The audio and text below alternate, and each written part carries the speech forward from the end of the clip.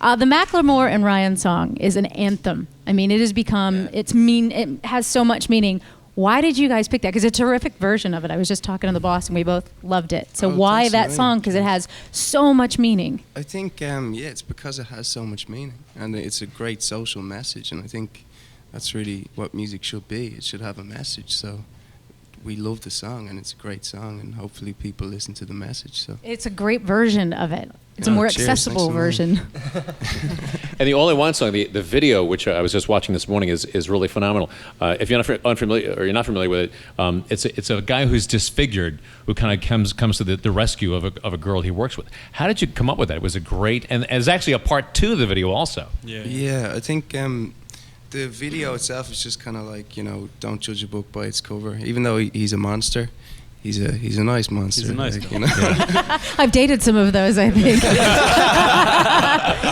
we don't want to know about that. That's a whole different story right there. But, that's the next video. We should have done a video about that. Right. But a friend of ours from Dublin, a guy called Stevie Russell, came up with the idea of this monster, and we were looking for a song, a video that would complement the song. And first, when he showed us this monster, we were kind of like, this has absolutely nothing to do with the song, because it's a bit strange. Yeah. But, he came up with this idea, and we read through it, and it was amazing. And, for us, it's a great message. And we did the video on a shoestring, got all our friends in Dublin, in the office. It was probably the only time I've ever worn a suit. Yeah. But... it was really good, and the reaction has been really good. So we decided to do a part 2 because we kind of fell in love with that character as well in the video. So it's got to be great to go home and know that it's #1 in Ireland. That must have been a treat. That's cool, yeah. It's always nice to be awesome. #1 where you come from, so yeah, it's nice. It can't be too bad to sell out the Bowery in New York City either. That's looking forward to that. That's pretty awesome as well, yeah. Can't wait for that. So you guys you're from Dublin. How much time have you spent in New York City? This is our 3rd time here. And we're here for 4 days, then we're off to Philly and Boston and stuff, and then we're back next week for another 4 days. But we love it here. Have you found any good spots, bars, things that you love? Yeah, we found some really cool spots. Yeah. Not Irish bars. Not Irish bars. No, Jesus. No. Right. Some of them are owned by Irish people, but not You can't compete with Dublin when it comes to an Irish bar. Well, you guys, of course, and we're proud to say you're part of the Fall Fest, which is coming up a little bit later on this month. But we were thinking, since you guys have been playing a lot of festivals, that kind of things, we wanted to know some of the more unusual things that perhaps have happened to you. So, what's the weirdest thing someone's thrown on stage a phone. when you guys are playing? A phone. Someone threw their phone at us. Call me? I don't know. It was in a cup. It was at a festival in, I'm going to say Holland. Yeah. And we were just in between songs, and it landed in between Steve and Jay, and we were just like, what is that? And we thought it'd be funny, so we handed it into Lost and Found. Yeah. It was absolutely destroyed. It just missed my head by an inch, and I didn't even notice because I was just singing. And then I just kind of it flew past my drum kit, and I was like, it seemed like they had good intentions, though. I think they wanted us to take a picture or something, but it just smashed the second they hit the stage. So they didn't think it through. No, they did it. What's the most embarrassing that's happened on stage to you? This happened to me at a festival at the start of the I could see your face immediately that you had something. This is hilarious. It wasn't embarrassing for us. I don't know what you're talking about. Oh, hold on. I think I'm going to say something complete. No, go on. Sometimes when you're singing and you kind of close your eyes a bit, and then you open your eyes and I've done that. You're just singing into dead air. I've done that many a time. You just get so into it, and then you close your eyes, and then you're singing, and you don't hear it. And you're like, what the? People in the crowd are just looking up. I was going to say, we were playing a festival, and it was on a beach, and loads of beach balls came up on stage. Oh god! And we were kicking them and throwing them out into the crowd during our while we were playing.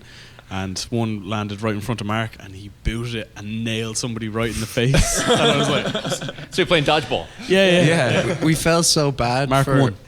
We felt so bad for it was some girl. It was a girl, yeah. We felt so bad for her that we kind of stopped midway through it, and then Mark went and got a pint, jumped down, and then just handed it out to her. It's like, I'm really sorry. Don't sue me. I'm really sorry. Maybe she was the one who threw the phone. You don't know. Yeah. Could have been. After the beer, because she was so drunk. Yeah. Since you guys are in New York City, we want to hear your best New York City accent. Oh no. Go on, Vinny. Vinny actually did this best one. Here. You walk in here. Careful now. right? I use that, right? Because you always hear that, and it's such a stereotype. But I used it once. You did use it here I in used New it York? once. I was getting out of a cab, and no cars were letting me go, and I was and there was a gap in the traffic, and I was like, right, I'm jumping out here. So I jumped out of the car, and some car came right up and started blowing his horn. I was like, I'm fucking walking here. And Jay was with me, and I was like, did you just say that? I was like, oh, I think I did, yeah, sorry. That really just happened. I think We'll have to beep that out, I think. I think you're gonna have to beep that. That's censored. But last night we were only out walking the streets, and I think Vinny was standing by the side of the road, waiting to obstruct traffic just so he could say that. Looking to see if cars were coming. Yeah. One good New York line, you want to use it as much as all I possible. want to use. Oh man. Use guys. Yeah. Use guys. So among Kim was mentioning all the ladies were out here to watch you perform. Who's the ladies' man in the group? Does that belong to one fellow? Does anybody want to admit it? No comment. The one that said no comment is it? No. It's just the drummer. No, yeah. Chicks love drummers. Let's just leave that unanswered. Do you guys feel awkward in the new? I mean, because girls must throw themselves at you now. Does that feel weird for you? I mean, some guys would be like, "This is awesome." Does it feel awkward for you, or does it feel, "Oh, this is amazing"? They don't really throw themselves that much. They throw just phones not at us. looking Yeah, they at throw me. phones at us. And beach balls yeah. and stuff like that. Well, it's going to happen. Even in Ireland. I mean, you guys are they know you probably on site in Ireland. Yeah, it's pretty strange going back, but yeah, I don't know. You just go with it. And it had to be great the first time you heard one of your songs on the radio. Where were you? We were in Belgium actually at 2:00 in the morning, and we were all kind of asleep. And then one of our songs came on the radio, and we were just like, "Where are we? And what is going on?" It's really strange. It's still really weird when it happens. Yeah. It's kind of like when you hear your own voice back on an old video, and you're like, "Oh, is that what I sound like?" Yeah, no, it's strange. Times a million. Yeah, when you hear your voice back recorded, it never sounds the way. Yeah. That's kind of worrying for us because it's music. but yeah, no, it's kind of strange. It's Whatever similar to works. that. So what about autographs? Has anybody asked you to autograph something odd or weird? I autographed someone's forehead before recently because they were really insistent. I felt kind of uncomfortable doing it, but they really wanted it. I just hope it wasn't a permanent marker. I signed a kid's forehead in the school. They saw my face, and I was like, "Okay." Was he aware of it at the time? Was he sleeping? Was it a prank? He was fast asleep. He time to do it. He didn't even ask for an autograph. He just signed some random kid's I forehead. saw my opportunity, and I went for it. You know? Did you write it backwards so when he looks in the mirror, he knows who it is? I should have done that. Next time I'll do that. So they're going to be at the Fresh Fall Fest. It's Kodaline.